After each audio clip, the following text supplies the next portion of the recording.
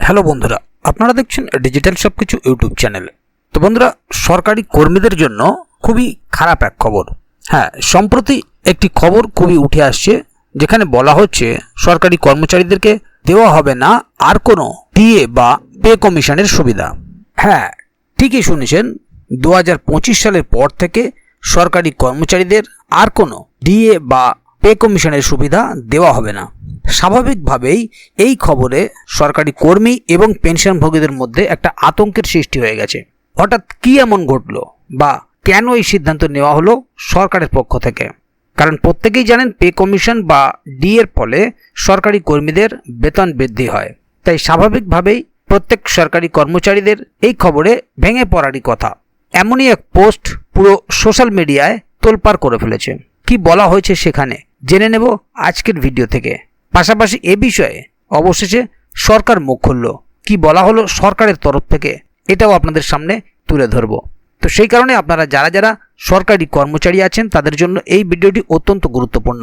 সে কারণে ভিডিওটিকে কোথাও স্কিপ না করে প্রথম থেকে শেষ অবধি পুরো ভিডিওটি দেখবেন মনোযোগ সহকারে, যাতে করে কোনো জায়গায় বুঝতে আপনাদের কোনো প্রকারের অসুবিধা না হয়। এছাড়াও আপনি যদি আমাদের চ্যানেলে প্রথমবার হয়ে থাকেন তাহলে অবশ্যই চ্যানেলটিকে সাবস্ক্রাইব করে বেল আইকনটি প্রেস করে অল নোটিফিকেশনে ক্লিক করে দেবেন, যাতে করে আমাদের চ্যানেলে যখনই কোনো নতুন ভিডিও আপলোড হবে তা সরাসরি আপনার কাছে পৌঁছে যায়। তো চলুন দেখে নেওয়া যাক এখানে বিষয়টি ঠিক কি বলা হচ্ছে।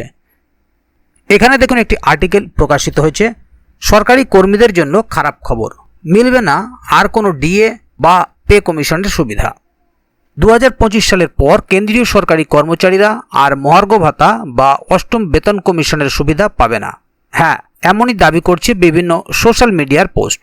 মুহূর্তের মধ্যে সেই পোস্ট লাখ লাখ মানুষের কাছেও পৌঁছে যাচ্ছে, আর এতে করে স্বাভাবিকভাবেই সরকারি কর্মী এবং পেনশনভোগীদের মধ্যে আতঙ্ক সৃষ্টি হয়েছে।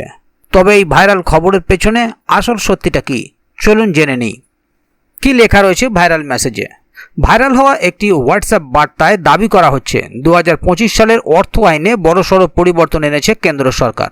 পেনশনভোগীরা আর কোনোভাবে মহার্ঘ ভাতা বা নতুন পে কমিশনের সুবিধা পাবে না, এমনকি অষ্টম বেতন কমিশনের সুবিধা পাবেই না। আর এই বক্তব্যে ভয় ধরেছে লক্ষ লক্ষ সরকারি কর্মী এবং পেনশনভোগীদের মধ্যে, বিশেষ করে যারা ইতিমধ্যে অবসর নিয়েছেন বা অবসর নিতে চলেছেন। তো বন্ধুরা, দেখে নেব অবশেষে মুখ খুলল কেন্দ্র সরকার। তবে সোশ্যাল মিডিয়ার এই বিতর্ক তুঙ্গে উঠতেই ভুয়ো খবর নিয়ে শেষমেশ কেন্দ্র সরকারের তরফ থেকে বিজ্ঞপ্তি জারি করা হয়েছে। সরকারের তরফ থেকে জানানো হয়েছে যে এ ধরনের কোনো রকম সিদ্ধান্ত নেওয়া হয়নি। ডিএ বা ভবিষ্যতের পে কমিশন বাতিল হচ্ছে না। আর যারা এই ধরনের খবর ছড়াচ্ছে তারা বিভ্রান্তিকর পরিস্থিতি সৃষ্টি করছে। আসলে 2011 সালের সেন্ট্রাল সিভিল সার্ভিস রুলসের 37 নম্বর ধারায় কিছুটা সংশোধন এনেছিল কেন্দ্র সরকার। সেখানে বলা হয়েছে, যদি কোনো সরকারি কর্মচারী অসদাচরণের কারণে বরখাস্ত হয়ে যায় তাহলে তাকে অবসর পরবর্তী আর সুযোগ সুবিধা দেওয়া হবে না। অর্থাৎ এই নিয়ম শুধুমাত্র অসদাচরণের দায়ে বরখাস্ত হওয়া কর্মীদের জন্যই। ডিএ বাড়ার পাশাপাশি আসছে সুখবর।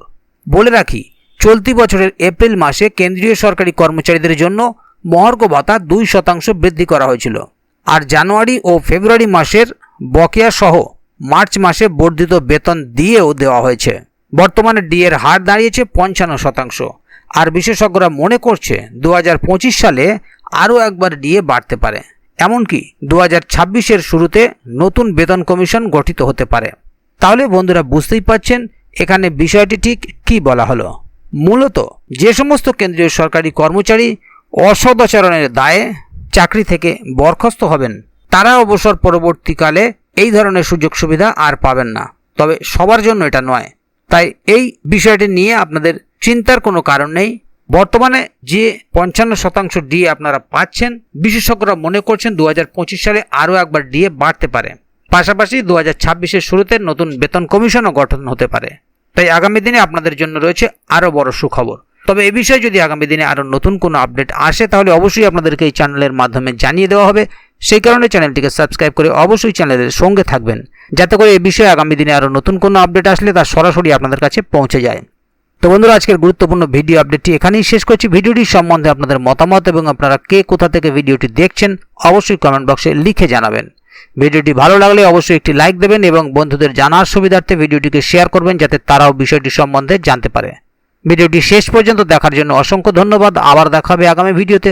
ততক্ষণ পর্যন্ত ভালো থাকুন, সুস্থ থাকুন। ধন্যবাদ।